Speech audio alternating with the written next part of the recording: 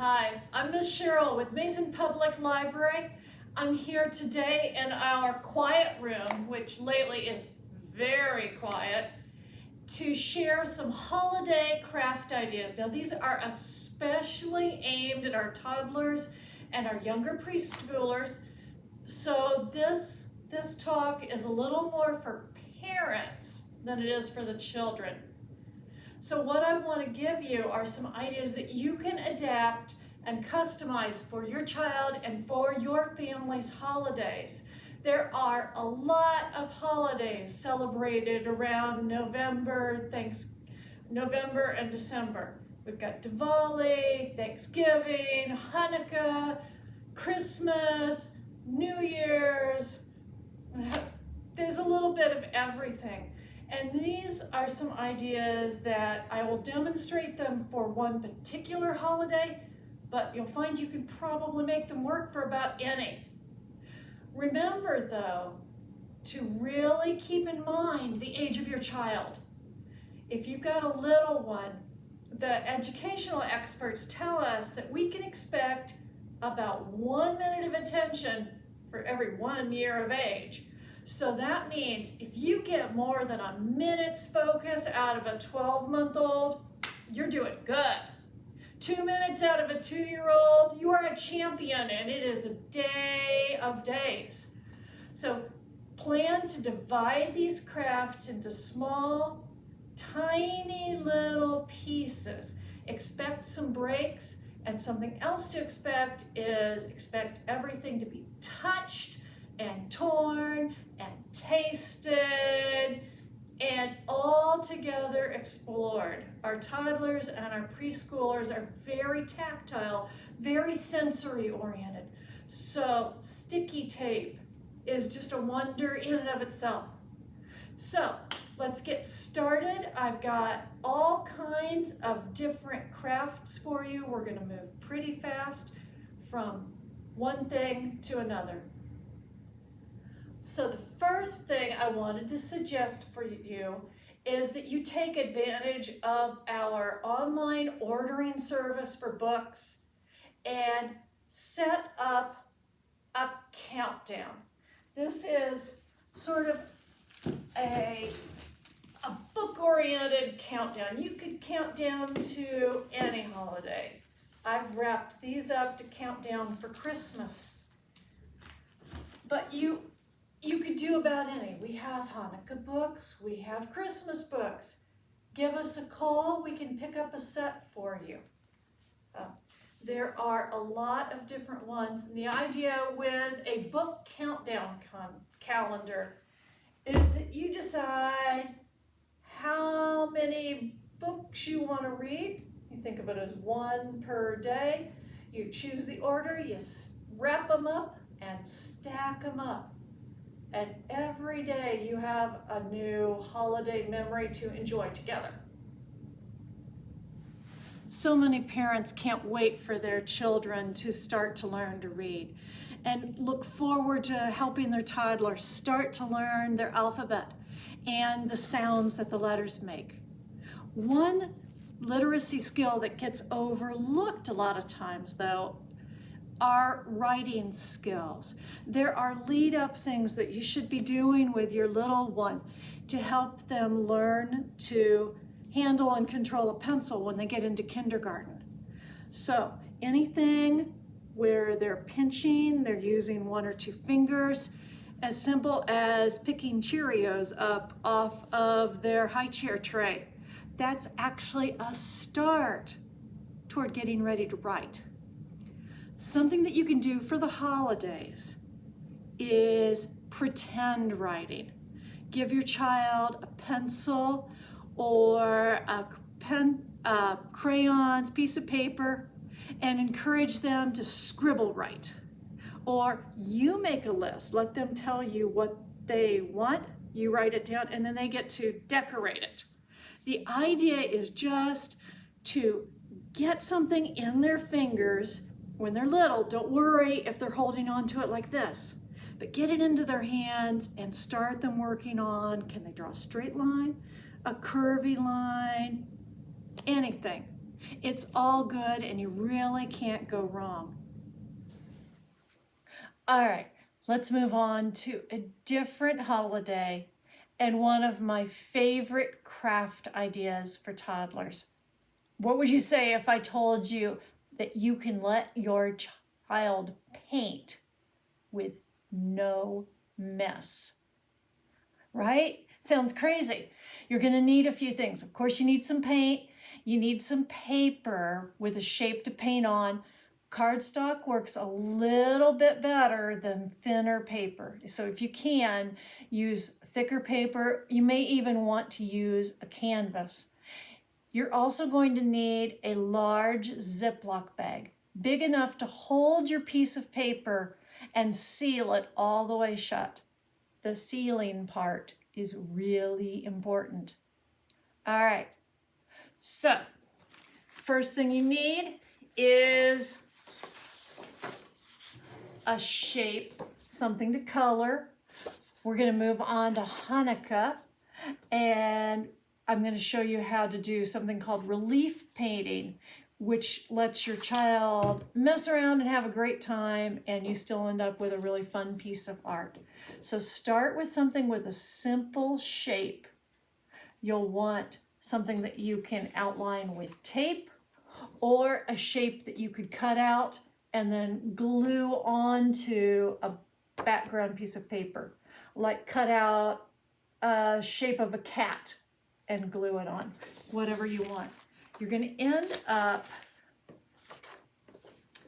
with something. This is one that's in progress, all right? I'm going to use masking tape.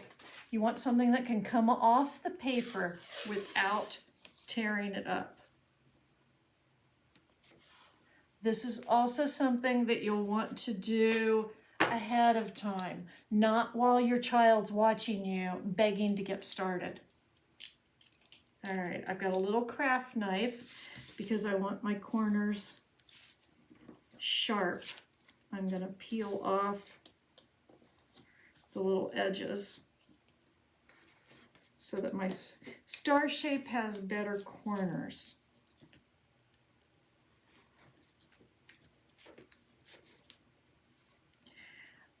One of the things that your child can do if you're gluing down a shape or a set of shapes, that you could let them put the glue stick on the shape and then put it down.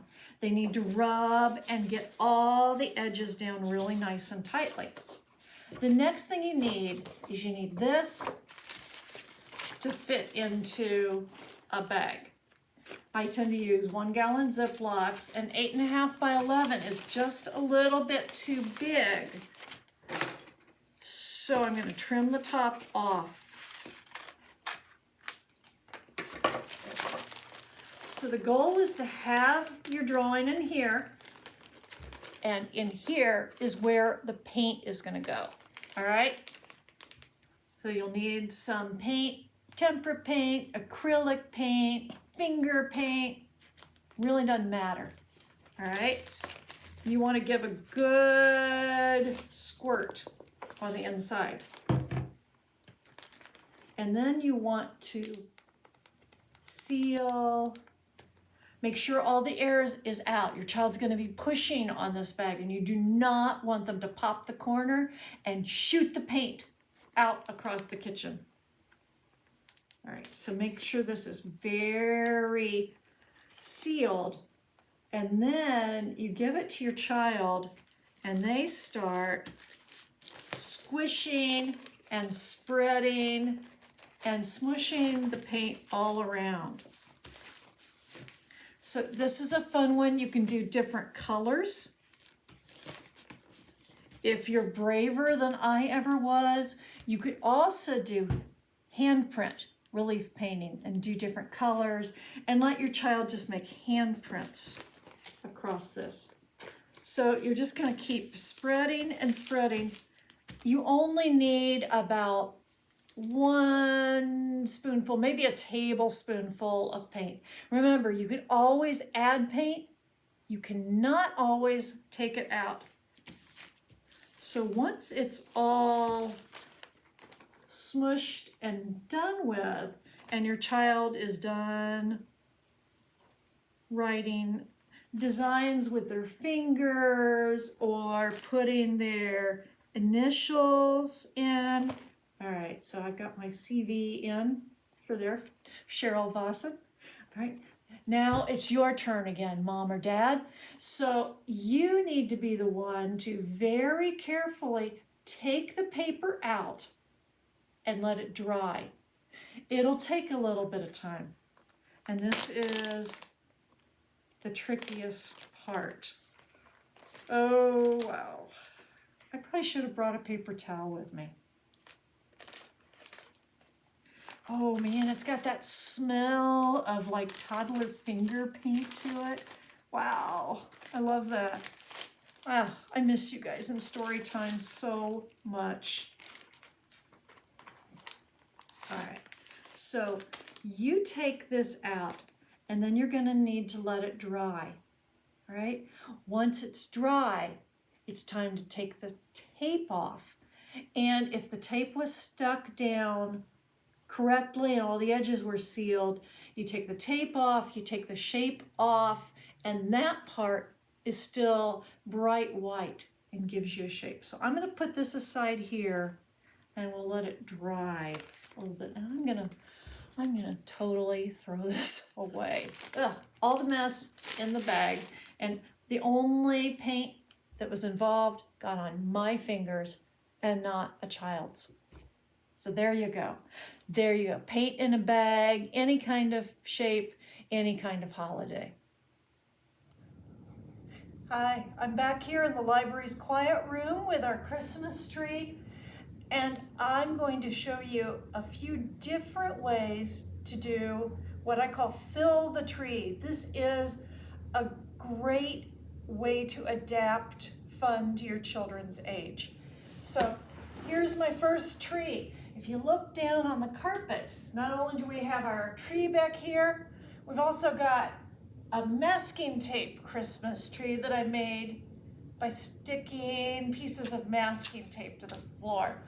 So for your holiday, do whatever shape you want to do. Maybe it's a wreath, maybe it's smaller, maybe it's bigger, depends on your child. This one is a big favorite with our toddlers. So you make your shape, and then you need something to put in the shape. So we're gonna fill the tree up. So the idea is that you have your child take whatever things they have. I think if I'd done this with my youngest son, we would have had a traffic jam because he would have filled it up with Hot Wheels. This is a great one to do with your child and do some vocabulary building, talk about patterns, encourage pretending, like ornaments. So you could put ornaments on the tree, or pretend there's lights, or make a big star on the top. So there are a lot of ways to fill the tree. And of course, when you're done, you know you want to teach putting everything back and putting it away. That goes lots quicker. And the last little trick that is a fun way to have your child work on fine motor control, which is important for learning to write, is to let them be the one that peels the tape off the floor. A lot of kids really like this. You might have to get it started, but just let them pick it up, wad it up, maybe experiment with how sticky tape is. There is a lot of ways that you can play and sneak in 10 seconds here, 10 seconds there for fine motor control, for colors, and just a little bit of everything. All right, we're back in our story time room. I've got another tree we need to fill up. I have a felt flannel board tree. Miss Debbie found this one on Etsy, and we use it for a lot of different things with our toddler story times. You can make one at home. Joann's and Michael's, Walmart have felt. Or you could just make one out of paper, wrapping paper, about anything, or draw it on your shower door with soap. The idea is to give something for your child to practice sticking things onto. Now I'm going to use little felt ornaments, but one of the most fascinating fine motor skills tools for a young child is Scotch tape. Because I'll tell you, one of my favorite story times I ever did, we had one of these and I had little construction paper ornaments. And all we did was we put a piece of Scotch tape on the back. And for an 18-month-old or a toddler, it's more complicated than you would think to understand that this is the sticky part and that this part goes on the tree. So you can do this at home with Scotch tape and paper. You can make your own with felt. And there are a lot of things you can do to adapt this to the age of your little one. For our youngest children, pretty much it's just working on getting them to understand. Take this, put this on the tree.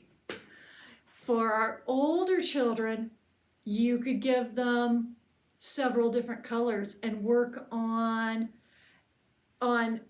saying, okay, can you take the red ornament and put that on the tree, and help them learn to actively identify and pick the right color. You could use this with shapes, you can use it with colors. You can do a lot of things to sneak in a little bit of education for your child while he or she thinks that you are just playing a game with them and having fun. So this is another way that you can fill up a tree. My last way to fill up a tree is here on the back. And this is one that you'll need a little bit of a special ingredient for. This is clear contact paper here. So this is one where we're going to make the paper sticky. So the first thing you do is you pick a shape to draw on your contact paper. And we're working on filling up the Christmas tree, so I'm going to draw a big Christmas tree shape.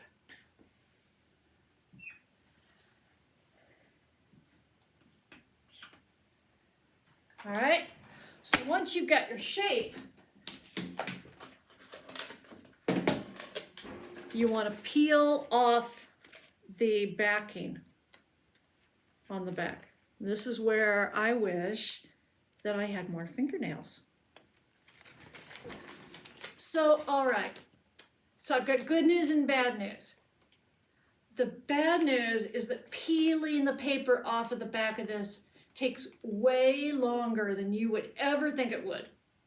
The good news is that I was able to edit that out so that you didn't have to suffer through it. You will probably want to prepare this ahead of time so you don't have an impatient child staring at you, watching you get everything all tangled up together. The other good news is that the clear contact paper doesn't really stick to itself irreversibly. All right, so what you want to do, we drew the tree on the dry, smooth side, and that's the side that's going to go on your wall or on your table. You're going to tape this down, sticky side up. If you took advantage of our Thanksgiving sensory kit, we did this with a turkey. And we made a turkey body and let your child stick tail feathers on. Well, this is one where we're going to fill up the Christmas tree with green pieces of paper. Now, I've already torn this up, but you may want to, again, enhance those fine motor skills by letting your child tear up their own construction paper. Only you can say whether this would be a wise choice or something to be avoided at all costs. It may depend on the day and the child. So the fun part here is trying to teach what filling up means. And get your tree all full of green.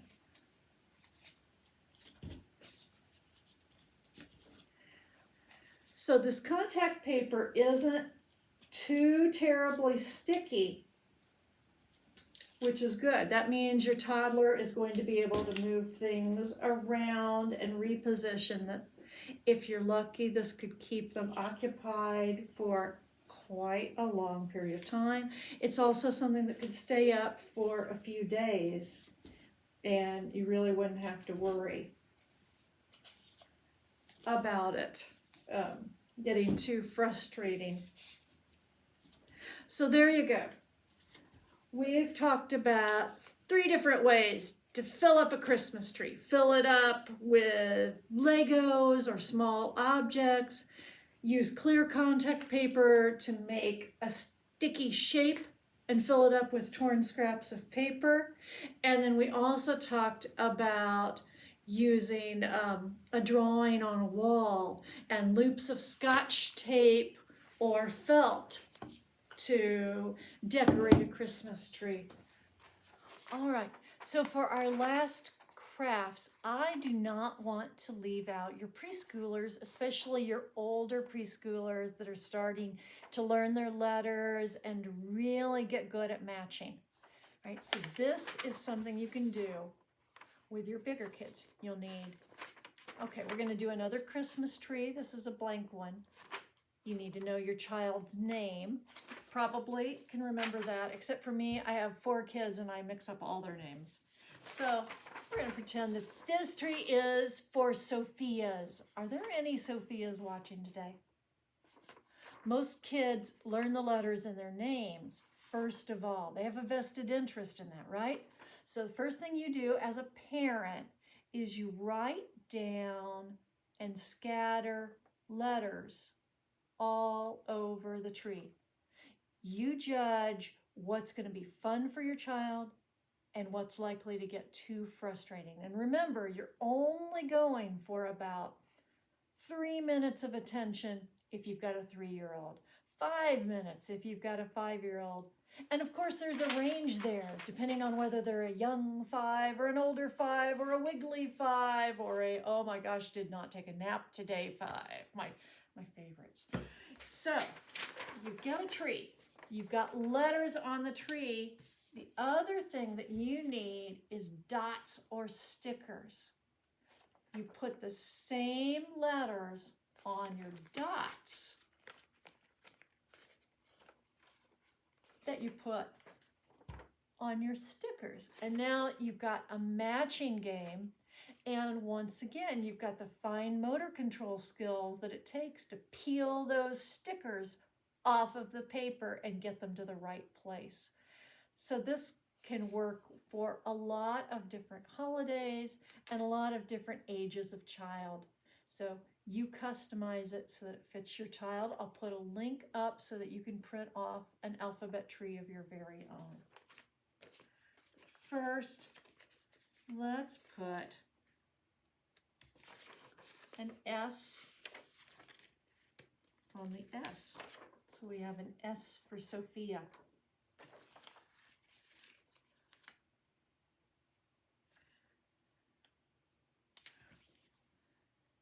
So one thing that I want to point out before we move on to something else is that children are amazing.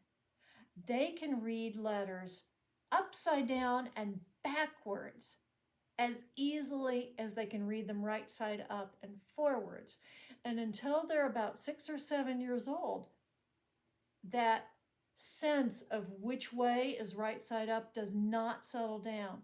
So parents, you can expect to see D's that look like B's and P's that are upside down B's. To a child, they really can't tell the difference, and don't worry about it. It is an absolutely normal developmental stage, and it's part of their learning to read. All right, so there's a start on an alphabet tree for Sophia.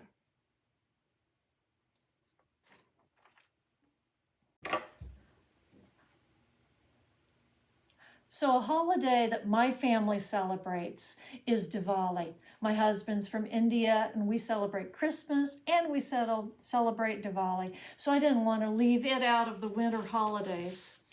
This is another one that's great for your older children, younger ones also. This is real simple. Coloring sheets. This is a Rangoli. Rangolis are traditionally made with a colored rice powder, just painstakingly sprinkled onto the ground to make fantastic works of art.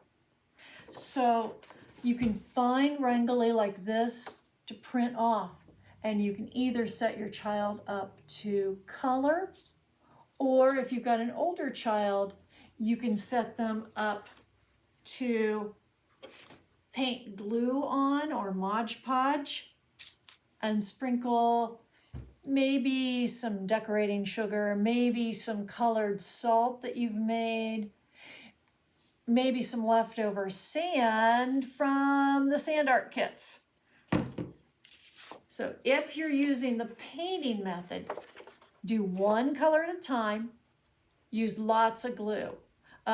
Roll on sticks of glue is not going to work on this. Tested it, tried it, doesn't work. And don't try and do all the different areas at once, because the first one dries before your child can get to it. Sheer, total recipe for frustration. So it's tricky.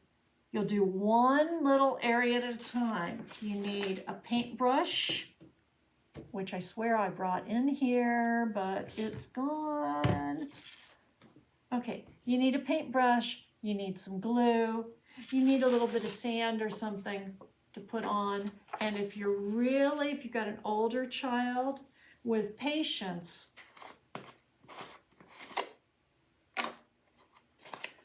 you could have them work on the traditional way, which would be to set this down flat.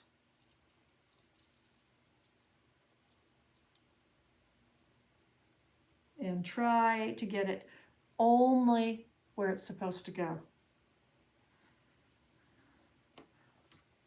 This is not a good craft if your child doesn't have a lot of patience. It may be one that you would have to finish for them, just saying. But I wanted to show you the Rangoli. This is something my kids really love, and we do them in our driveway a lot with sidewalk chalk. There you can find some fantastic designs available for free on the internet, and I'll give you a link to that. All right, so before we go, I wanted to show you how the relief painting of our Star of David turned out. I took the tape off. Tip number 1, wait for it to dry all the way before you pull the tape off. I tried a little too early, and some of my paper wanted to rip. All right, so here's what I did and what it looks like once the tape is off. So I think it turned out really well. And like I said, if you use simple shapes like a Christmas tree shape or a dreidel, you use something that is one thing instead of strips and stripes like I used here. And it can be very, very simple. Something that is great for making presents for Grandma and Grandpa. All right. So happy holidays to you. I hope you enjoyed the tips for customizing holiday crafts to your child and your child's age and dexterity and patience level. These are things that you'll be able to use for years as your child makes the transition from baby to toddler to preschooler to early elementary. I'm Miss Cheryl from Mason Public Library. Please know we miss you so much. And Happy holidays from me and my family here at the library to you and your family.